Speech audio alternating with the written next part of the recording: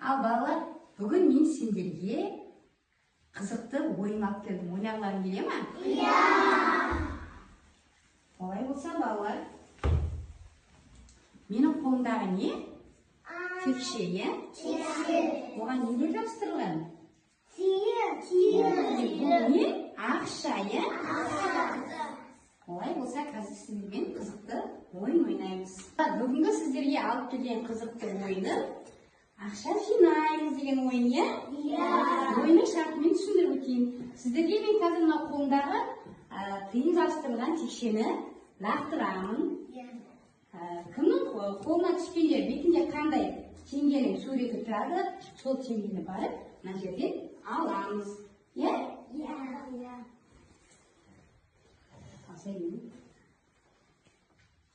Фатима ұста. Қарай ғой. Қандай тиын түсті, Фатима? Ал, әйелден тауып ала ғой. Өзіне 20 тиын ала ғой. Жарайсың. Ала ғой. Балалар, текше лақтыру арқылы бәріміз өзімізге ақша жинап алдық, е? Солай ма? Иә.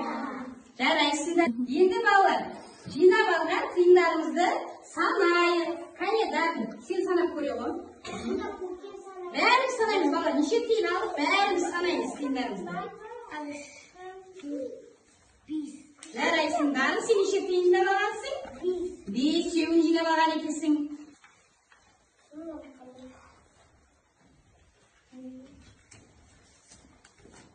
Еще санай. 1. Қайта өзің.